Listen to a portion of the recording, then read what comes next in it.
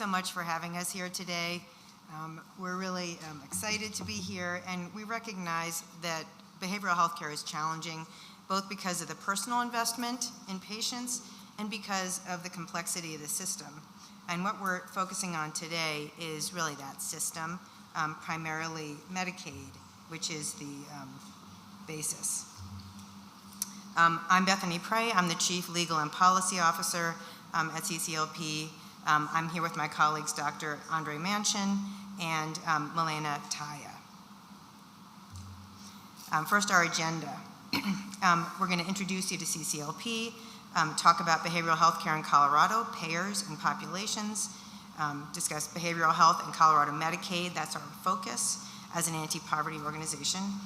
Current issues in Colorado, of which there are many, so we're just going to focus on a couple, and how to get involved in advocacy. We'll have a resource page at the end. So CCLP is a statewide anti-poverty organization. We use community engagement, litigation, administrative advocacy, legislation, and research to improve Coloradans' access to economic security.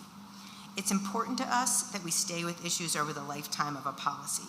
So from generation all the way through implementation and enforcement. It's not enough to pass a bill.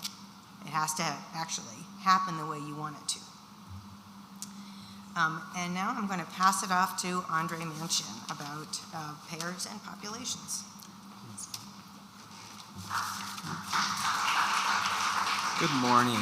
So, as Bethany mentioned, we deal primarily with Medicaid, and so we want to just talk a little bit about why that is. Medicaid is the greatest single payer for behavioral health services in the state of Colorado. I know that it seems like the purple is a little bit larger than yellow, which is Medicaid, but that is represents employer-sponsored health plans, of which there are very many, and they vary in their terms and the policies. Also on this slide, you'll see that Medicare in the blue, you'll see the individual payers in the green, and the orange is something that will be coming up probably soon. This is the uninsured, in which the Behavioral Health Administration will be covering in the future. We presented these two different graphs just because the most recent one describes what it looks like post-COVID with the, and now that we are in the unwind, we are looking more, probably going to look more like what we were in 2019, and we just wanted to make that clear. So why is this important? Well, it's to show that there's fragmentation in our behavioral health care system. The payer matters. And differences in different populations are going to have different access to care, coverage, and provider options, and different federal oversight different levels of federal oversight.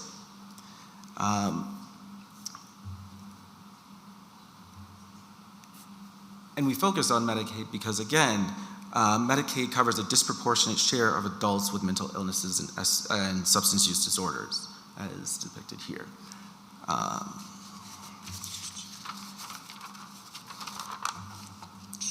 So, Colorado Medicaid, a little bit more specifically. How is it paid for? How are behavioral health services paid for? Well, medical services in Colorado are paid in a fee-for-service model, where the provider is paid by Medicaid directly for each service that the enrollee utilizes. Whereas behavioral health services are paid under a managed care system with a capitation. So what this is saying is that that for behavioral health services, the state pays an estimated amount per member per month in advance of someone getting treated. So it is different than So what we have here in Colorado who handles this are our RAs. They provide behavioral health care and primary care case management, but they do not pay for primary care services themselves. So these managed care organizations are partially risk-bearing in that they are responsible, they like to mitigate the risk of healthcare problems by taking a more holistic approach. And in a traditional managed care organization, which we do not have, we are partially risk-bearing here. In a traditional managed care organization that is fully risk-bearing, they take care of the entire body. So if in one area, you know that health in one area is going to affect health in another area, then you're incentivized to treat both areas so that you can not have one affecting the other. Well, in our system, since we only have behavioral health care, managed care, the risk of having a behavioral health problem affecting a physical health problem is not taken on by the RA.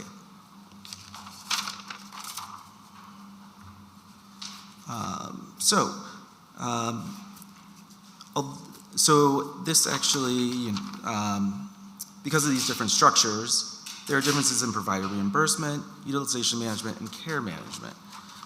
And so what this looks like is there's this pressure from the partially risk-bearing nature of capitated managed care, that there's a pressure to reduce costs because you only have one pot of money that is given to you in advance, and if your members overutilize, then you're operating at a loss, and the only way to make profits is for you to cut costs or have less services be utilized. And for for-profit rates, this means that if you have shareholders, there's an obligation to maximize profits. And so although this comes out in provider reimbursements, because although the state may set a floor for managed care reimbursement, any given RA can set whatever rate of reimbursement they want past that, and it's rarely transparent. We rarely know how those are determined. And this is very much in contrast to our medical services, which are set by a public state board, the MPRAC. In addition, having only one RA per region means that once a contract is secured, a RA is the only option for that person's care, and is the only option for a provider to take Medicaid. They must go through that RA. For providers, this means that they don't have to compete, that the RA doesn't have to compete for providers, and that keeps rates lower for provider reimbursement. And for members, it means that they are stuck with the RA that they have.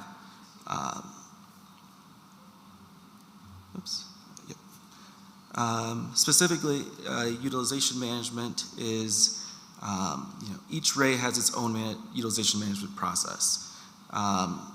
This means that providers are tasked with learning and tasked with learning different systems, whereas the RA does not have. HCPF has also insight into the documentation of what goes into utilization management, but often not the provider or member experience, like how much documentation it takes to support a request, or a patient may be needing services.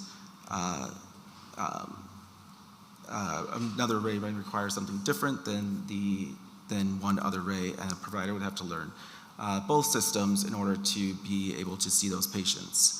And patients don't often stay in just their own region, and sometimes have to go get care in other regions, making provider documentation and treatment very difficult. I think that's me. Yep. All right. Awesome. That was a lot of information just now, Yeah. but good information.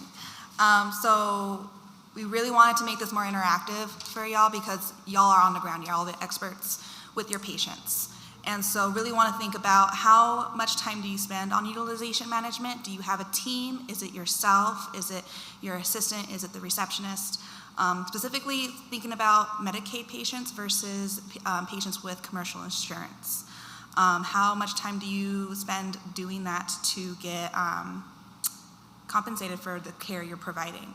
Also, how does the access to that care affect the need for your prior authorization or concurrent authorization to provide that treatment for your patients? Again, think about between Medicaid patients versus commercially insured patients. So we want to give y'all a couple minutes, speak to your neighbors, learn from each other. How is it different for you as either a provider doing it yourself or if it's a utilization team that y'all use? So we'll go ahead and give you guys a couple minutes.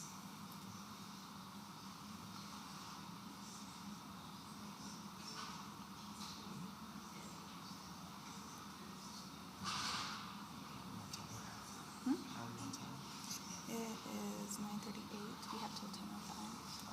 So we should be good. Give it like 2 minutes, give or take.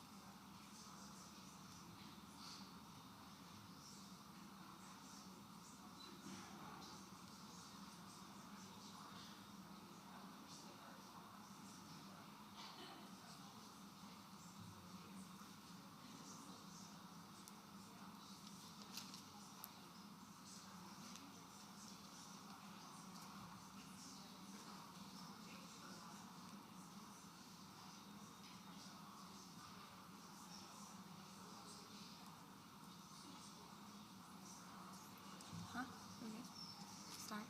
Yeah, okay. Great. We're gonna come back. Sorry to cut it short. But would love to hear from volunteers about what is this process like for y'all.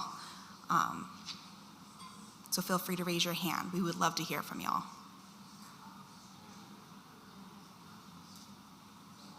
Yeah.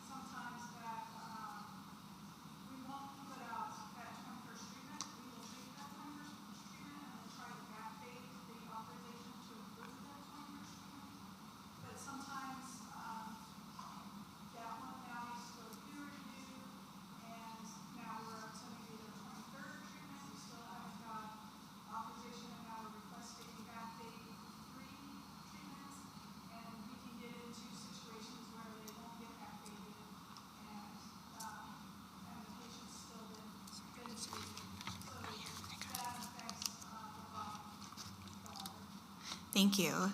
Yeah, I'm gonna.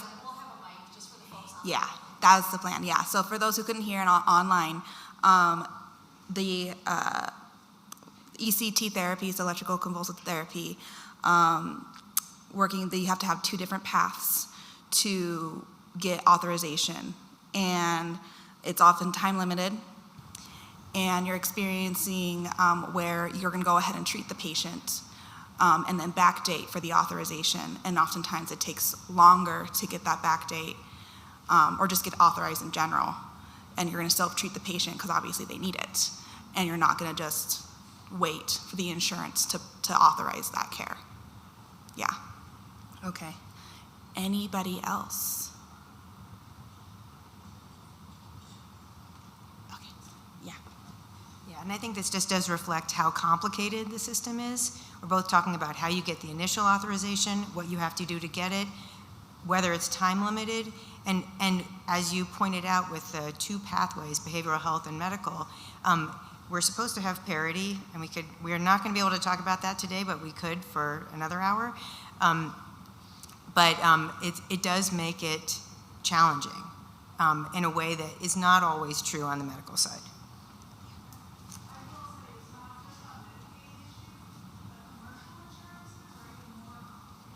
Right.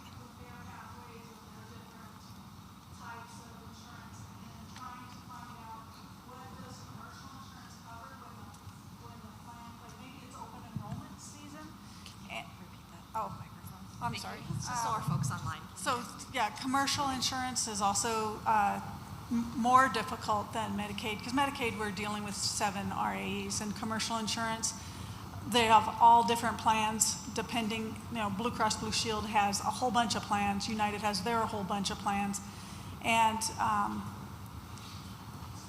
they're just as, it's very complicated. So what I was going to say was when the patient's in the open enrollment and they are receiving a treatment such as ECT, and it's going to continue after open enrollment, and maybe they're looking for a different insurance company, you can't get information from the insurance company clearly when it's open enrollment. Once the plan is effective and active, that's when we really understand that maybe their insurance is inadequate. And now they're kind of locked in because open enrollment has now closed, the insurance is active, it's now January, and just the problems with that too. And we have those going on currently where patients have talked to commercial insurance, their support people, and heard one thing, and then the hospital's hearing something completely different. Yeah, no, it's great. And it's a great segue into care coordination and case management. So, of course, managed care theoretically allows for more coordinated approach, optimizing preventative and lower intensity services, and that for the reduced need for the emergency department and for inpatient care. RAEs often provide, but more regularly contract out, as we know, these responsibilities. So another question I want y'all to think about and discuss with y'all's neighbors for a minute is think about the last RAE you had worked with and to either obtain or discuss care coordination or case management for your patients. Within that specific RAE, what was helpful, what wasn't helpful, what was difficult, and are there other RAEs that you prefer to work over than others? I know when I provided direct care, I used to work in the Medical Center of Aurora for inpatient, and I was an intake specialist. I would ask for the patient's RAE, and if I saw it was a RAE 7, it was gonna be an easy admittance. If it was gonna be a RAE 4, it was gonna be a long shift. So I'm sure y'all have similar stories. So think about that, talk with your neighbor for a minute, and then we will reconvene again.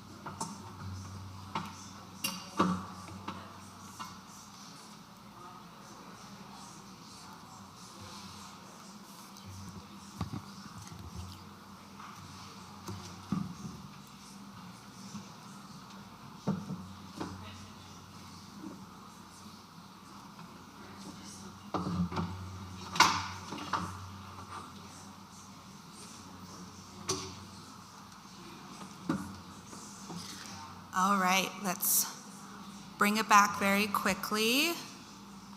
So again, I'd love to hear from y'all. A comment. Yeah, we have one in the back. Yes. We were still discussing the question. My apologies. So one of the things I think that we have seen, we've thankfully, knock on wood, had only one of these significant cases, but these are minors in our emergency department with mental health issues or other developmental issues where the parents are not able to care for the minor, and the minor comes to the ED and then stays in the ED for, in our case, over 100 days. And we were working with the Ray, trying to work with the Ray. I can't remember if he had Medicaid when he came in, or we were able to get him Medicaid at some point, but it ended up being with Medicaid and with the Ray. And they were friendly enough, but very ineffective to try to find him education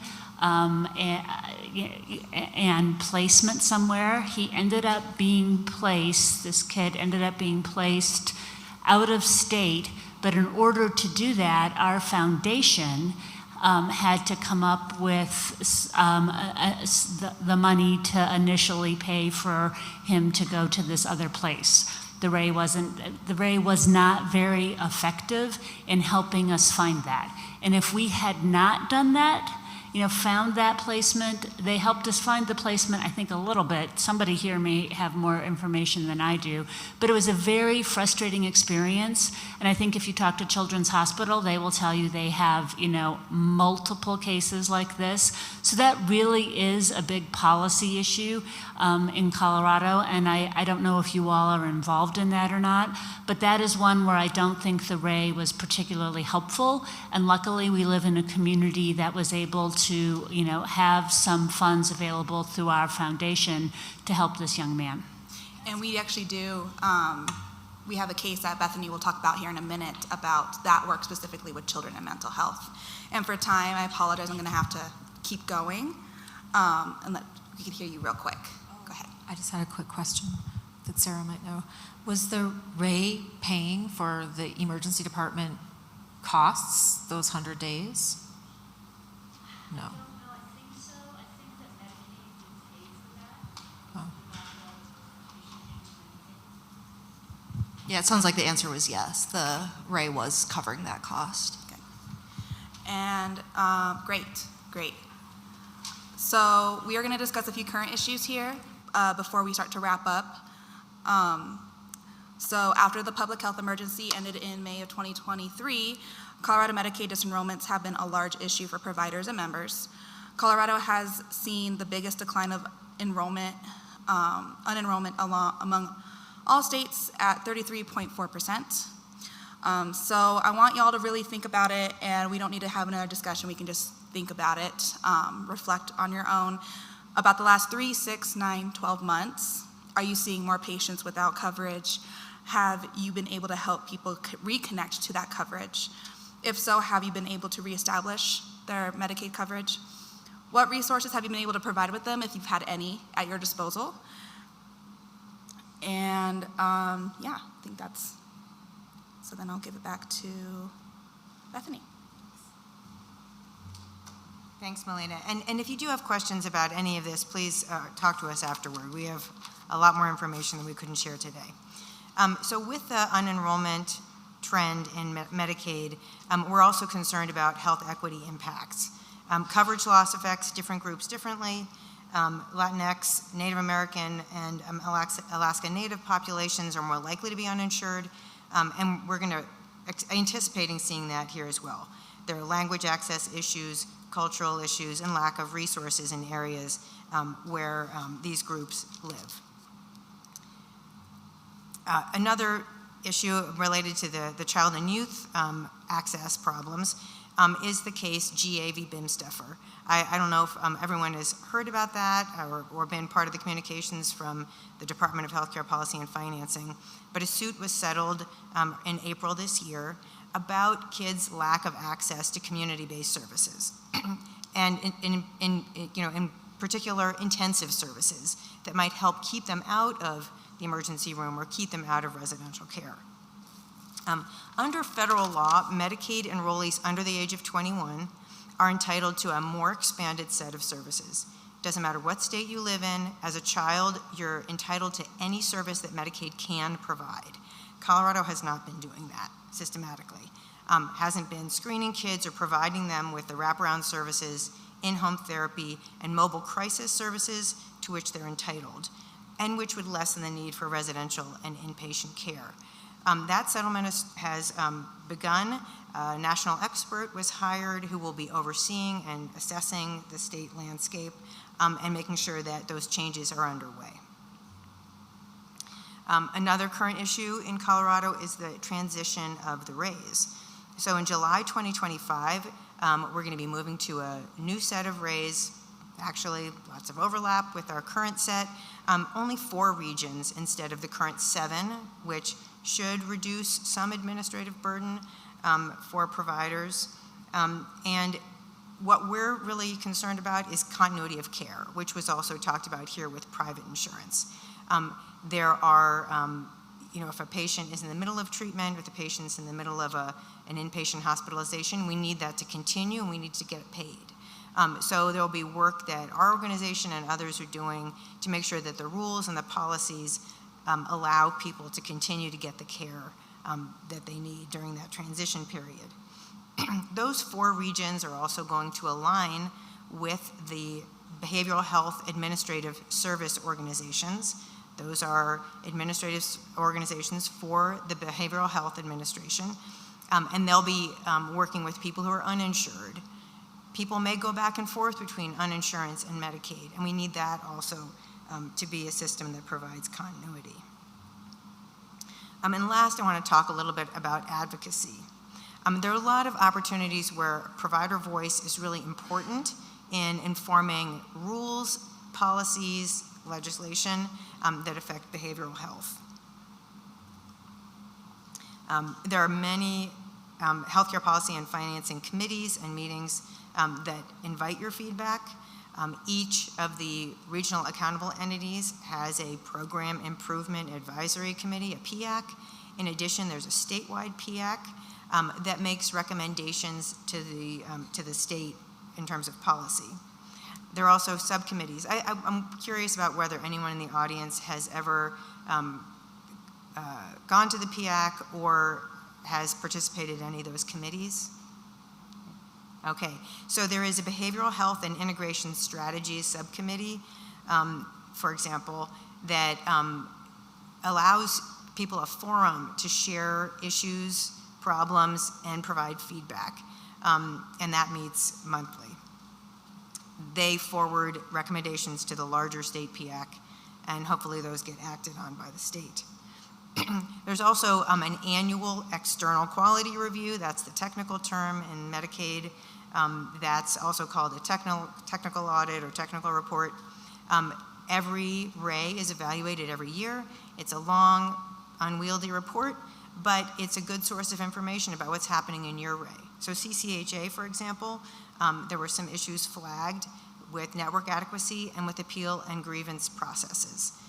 But there's a lot of information in that report, and we can share more information on the in the resource page or just from our team. I also wanted to point out that, for example, there's a meeting on October 17th. Rep. Judy Amabile is having an open forum about behavioral health insurance denials. I think that's on the commercial side of things. We can share that registration link if that's something that you want to talk about. So, questions? One thing also we did not get to talk about is parity, which is another area that we're really concerned about. Are there barriers to behavioral health care that don't exist on the medical side, and what can we do to reduce those? So happy to answer any questions, and also to hear from you as we close out.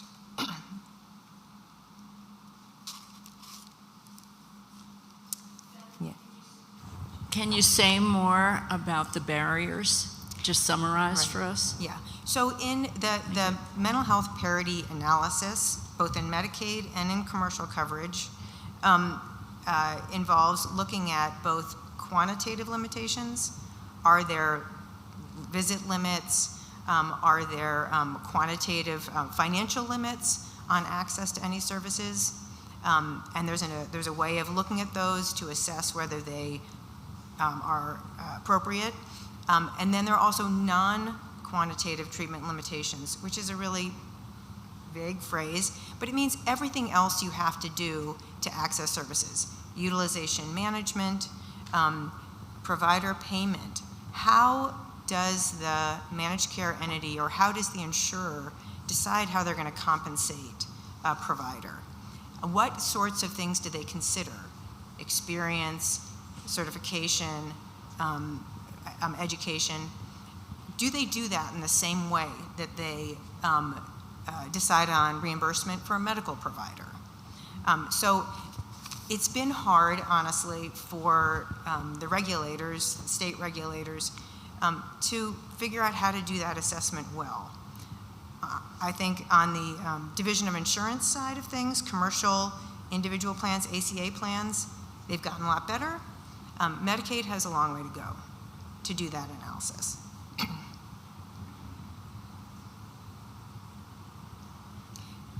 One other piece is that we would love to hear about your experience in more detail, because when we're talking about the case GAV BIMSTEFfer and making sure that the state is doing what they're supposed to do, hearing from the community is really the only way we can identify what's working and what's not. The same is true with parity. If you know from your medical colleagues that when they want to extend a hospitalization, they get 10 days at a time, and you get 2 at a time approved, that's a parity issue that either the Division of Insurance or state Medicaid needs to hear about. And we can help do that. We can help connect you. We can, raise that ourselves if you prefer. Okay. All right, well, thanks so much for having us. We really appreciate the opportunity to talk about this wonky stuff.